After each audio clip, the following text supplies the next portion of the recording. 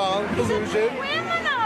Despite pressure from liberal activists, House Speaker Nancy Pelosi opposes impeaching President Trump, at least for the moment. Impeachment is a divisive issue in our country, and let us see what the facts are, what the law is, and what the behavior is of the president. Thank you very much. For President Trump, the idea of impeachment is, not surprisingly, a non-starter. Well, you can't impeach somebody that's doing a great job. That's the way I view it. Democrats may prefer to have the voters try and oust Trump during next year's election, says Matt Dallek.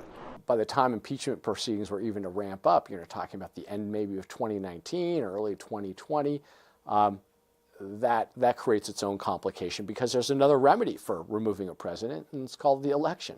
But I want to say one thing to the American people. Democrats may also be mindful of what happened with the impeachment of President Bill Clinton in 1998. I did not have sexual relations with that woman, Miss Lewinsky. Clinton lied about and tried to cover up his affair with intern Monica Lewinsky, which in turn led to his impeachment by the House. The yeas are 44, the nays are 56. The motion is not agreed to. Clinton remained in office after he was acquitted in a trial in the Senate. I have accepted responsibility for what I did wrong in my personal life.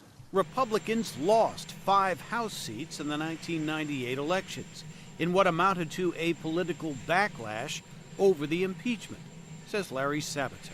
Given the fact that the Republicans took a wounded Bill Clinton and made him almost invulnerable for the rest of his term, should serve as a warning to Democrats. Mr. Abraham, aye. Sabato says the founders of the Republic envisioned impeachment as a rare event. They didn't want presidents impeached and convicted and thrown out of office for minor offenses. They expected Congress to do it only in extreme circumstances. In 1974, Congress began impeachment proceedings against President Richard Nixon over the Watergate scandal. Therefore, I shall resign the presidency effective at noon tomorrow. Nixon left office when it became clear that he would likely not survive an impeachment trial in the Senate. President Trump could face renewed calls for his ouster, depending on the findings of special counsel Robert Mueller's report on Russian meddling in the 2016 election, says John Hudak. I think if the Mueller report indicates some serious wrongdoing by the president and his campaign, it really empowers Democrats to begin deliberating how to move forward with impeachment proceedings. For the time being, it appears more likely that President Trump will face the voters again before Democrats can mount any serious impeachment inquiry in the House. Jim Malone, VOA News, Washington.